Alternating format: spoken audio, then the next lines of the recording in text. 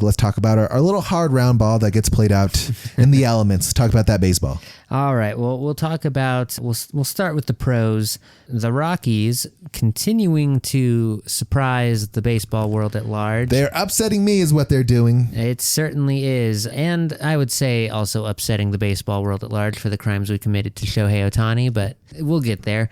We did have that 4-game series the last time the Dodgers came to Coors Field here, and Zach and I were able to take in one more game of Shohei this season, and that one was in fact the last time Austin Gomber would be pitching for the Rockies. That was I felt kind of bad for the poor lad. It is unfortunate. Also unfortunate because he was the last piece of the Nolan Arenado trade that was still in the organization. That's gone well for everybody, I've heard. In retrospect, it's hard to say there were any winners in that trade. We all lose. But all things considered, after giving up, I believe that was 8 earned runs in that Tuesday night game that we caught him with. He looked miserable. Austin Gomber had his last, hopefully, rough night at Coors Field for a while.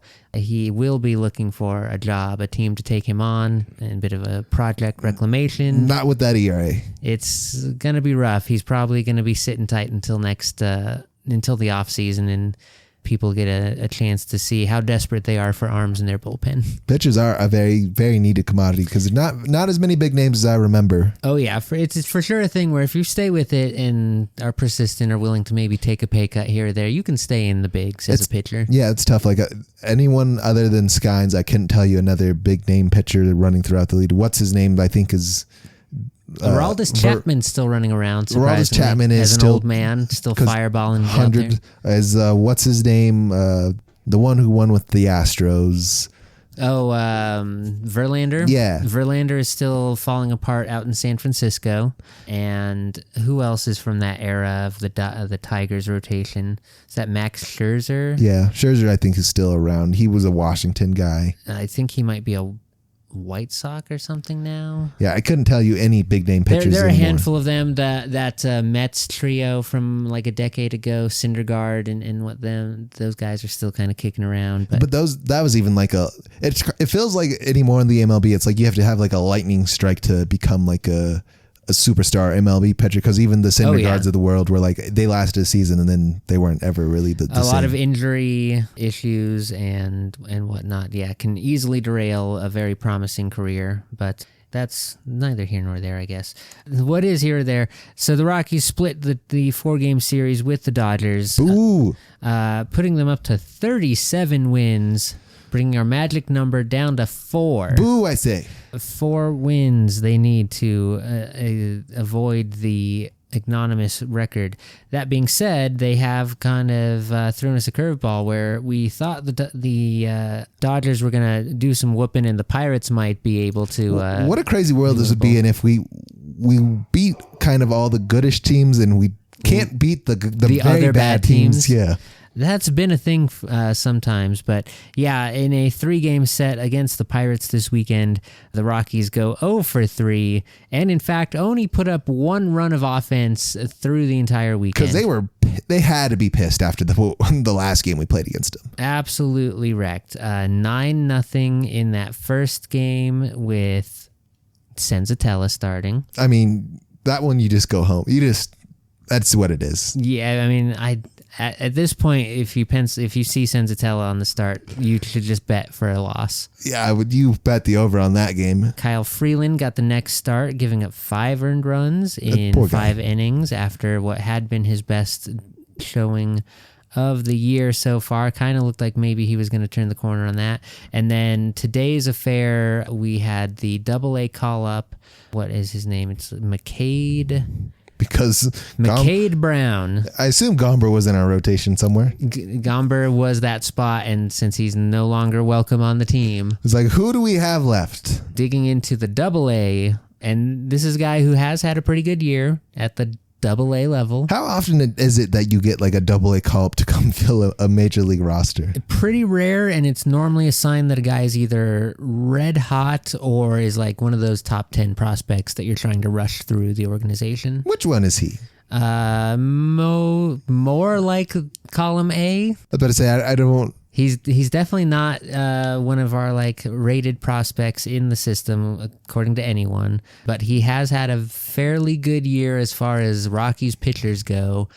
He was putting up a 3.2 ERA. Magical. In that AA season of his. So he got a chance to go up to the big league. What does this mean about our AAA pitchers? Mostly, so the thing with where the Isotopes now. Yeah, I think we're like the New York, the Albuquerque Isotopes is our... That's right. We don't have the Sky Sox anymore. No, they belong to the White Sox. Of course.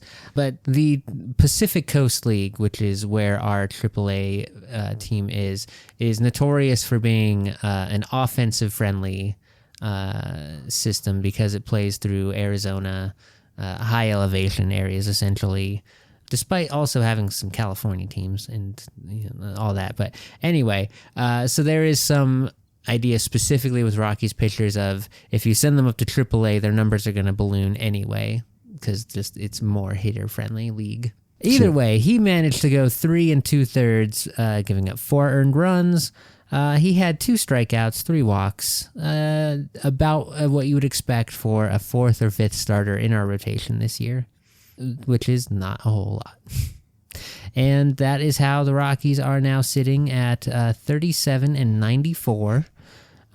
With our remaining schedule, as we've discussed, we've got the Astros to go visit, and then the Cubs coming to Coors Field for next week's action. Anything is possible, but I expect the Astros are still, I think, they are kind of on that red hot trail, and we know the Cubs have been like one of the best baseball teams here and late. Yeah, the Cubs are built for a postseason run. The Astros are definitely anticipating making the postseason.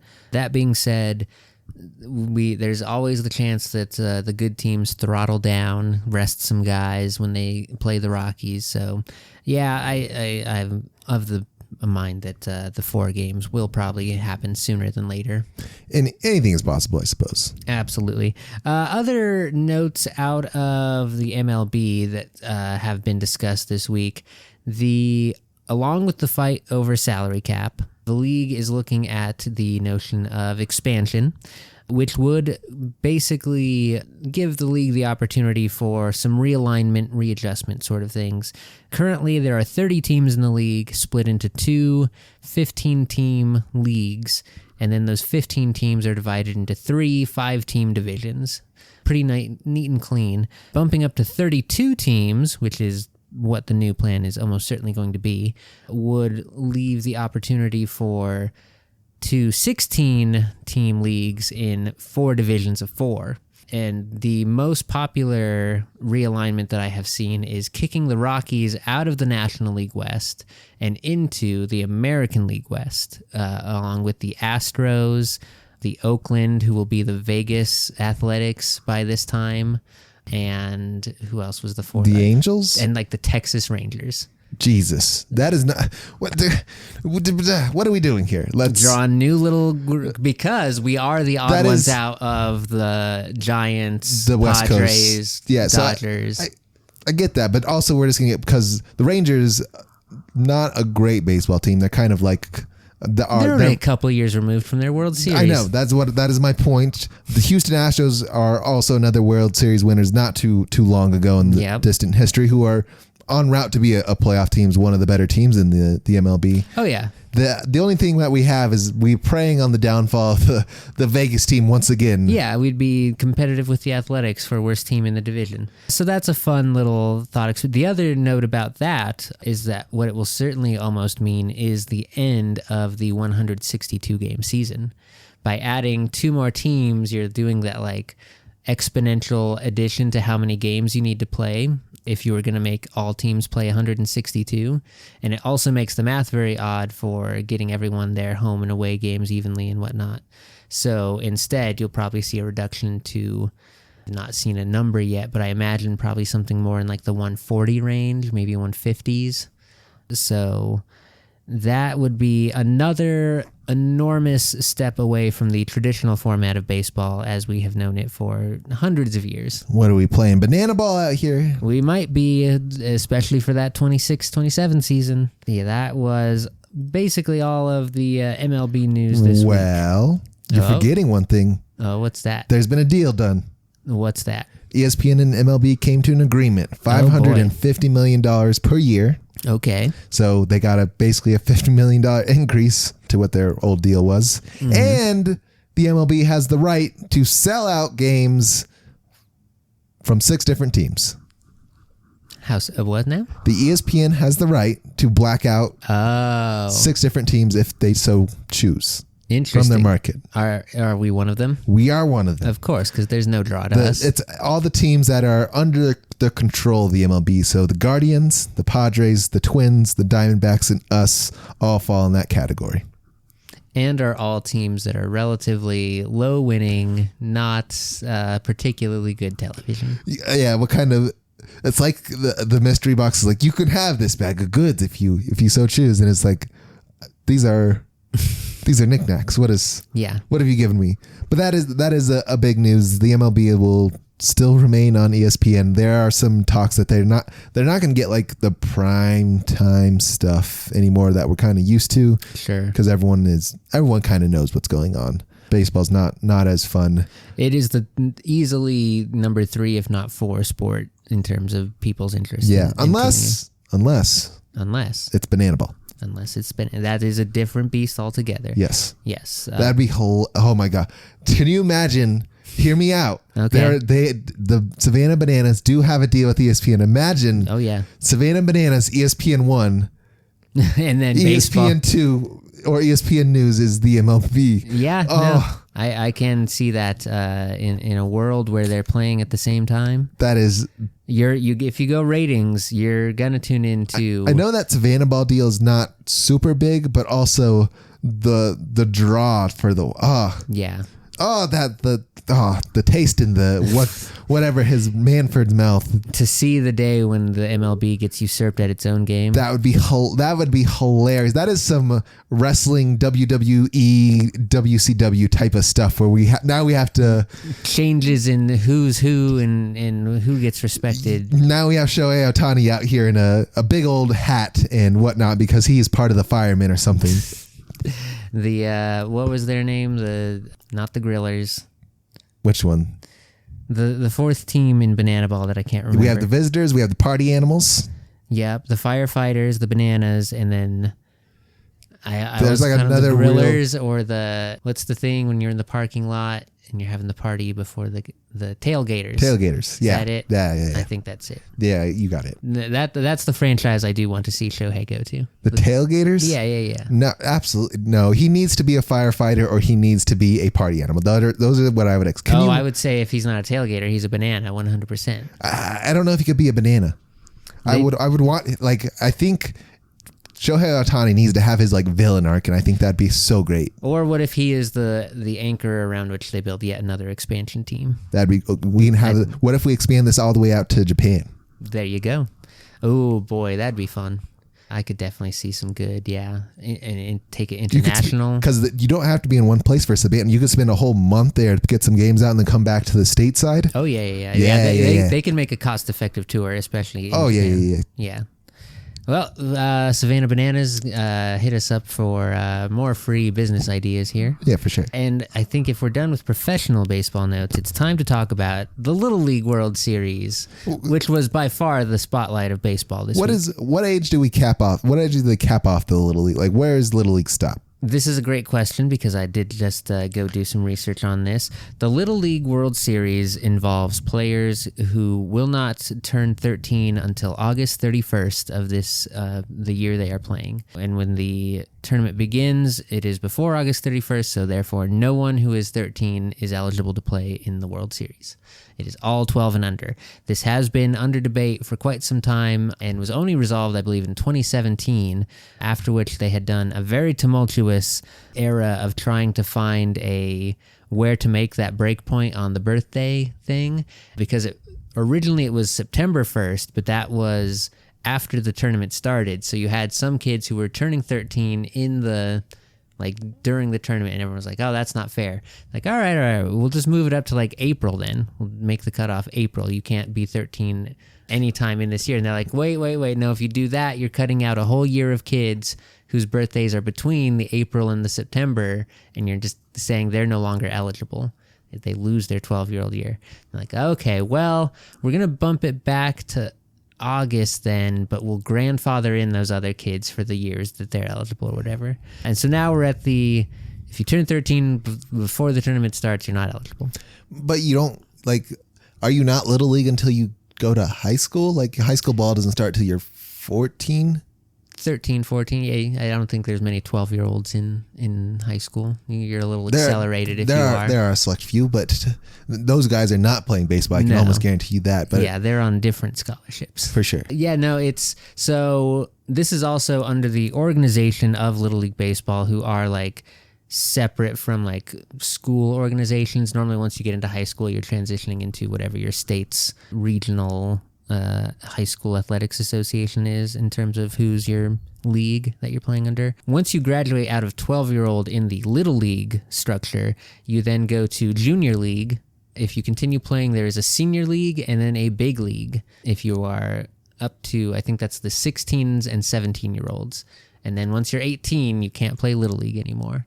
You got to go pro or you're done. Or semi-pro. Yeah. But you can't be a Little Leaguer. Interesting that we chose that market to go watch. But back to as you were. Yes. Anyway, so as of our recording, we do have our champions of the Little League World Series and all the results of that tournament all settled out here, and it was a good one, fam. Like I said, if you're a fan of baseball, this thing's got kind of everything in 1 week of fun little drama. Our grand champions of the Little League World Series for 2025 are the team from Chinese Taipei, and they had a dynasty era not too long ago, right? Because it was right either before I got into high school, so more than 10 years ago now, 12 or 13 years ago, or when I was in middle school. I remember them being very, very good. Taipei has had a couple different eras of dominance. I think the one you're referring to, they took home 5 out of 7. Yeah, they were in the finals and winning it pretty much. And then there was an era in the late 70s to early 90s where 15 years in a row, Taipei won, and that was absolutely insane. They did some re-regioning out in the Eastern Asia region to try and tone that down for a while, and so Taipei did not participate for a few years before they were invited back. But yes, they got there in a pretty dominant fashion, undefeated through the bracket, featuring a very noteworthy player who caught the attention of many media people across the baseball world. And that was the pitcher who took them most of the way here, Lin Chin-sei, who was reaching fastballs in the low 80s for 12-year-olds, who at that... He is giant too, by the way. He is pretty tall. He's a tall kid. Get the early growth spurt thing, which is an advantage. Between the length of his stride, so therefore the relative release point of his hand, and the 45-foot distance between the mound and the plate, his 82-mile-an-hour fastball is the reaction speed equivalent of 107 miles an hour of MLB heat. Aroldis Chapman. Better than Aroldis, for sure. Record-setting fastballs this kid's throwing. And he has a changeup and curveball behind it. So not only do you have to be hair trigger ready for the fastball, he can just throw you up with the soft stuff too.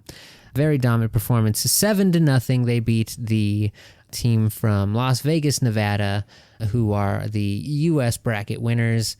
It was a very exciting showdown. The Nevada team did have one bump in their road. They had to go down to the losers bracket after losing to the Connecticut team, who they then refaced for the U.S. division lead, the bracket championship there, and got their revenge. After losing 7-3 in the first matchup, they won 8-2 to take that U.S. crown. Other fun notes out of that, the Latin American region team, the Venezuelans, did have a pretty good run. They made it through Puerto Rico, Canada, could not get... Oh, no, they did get past Team Japan even before having to meet the Taipei team for the international bracket there. Big yikes. Yeah, they nearly took it all the way. Other notes out of that bracket, Team Mexico had a good run. They were defeated by Team Japan in that consolation bracket, unfortunately. In the U.S. side, that Connecticut team who ended up taking the third place, winning the consolation game between them and Aruba, who had been the runner-up on the international bracket, kind of were the media darlings of the tournament. Between the aggressive base running strategy their coaches employed for a come-from-behind victory, they racked up 5 runs on a strategy that basically relied on the umpires can't call timeout on the ball until the pitcher has it on the mound, and if you are running before he gets back to the mound, you are still a legal base runner. And they just could not figure out how to stop that strat at all. They were also, if you were paying attention to all the sort of kids and whatnot, you got pretty familiar with the Taxil twins, and it's a fun name to see on the score sheet because it's got a lot of interesting. You don't see many X's and whatnot, and certainly not. It's like an 18 character long last name. Twins, the Taxil. You have SJ and not Jimmy. Was it Jimmy? I think it was Jimmy. It was kind of funny because there's like the one sounded like a newer sort of naming convention. I've not heard the SJ as like a two-letter name before, but you got regular Jimmy and Super Jimmy.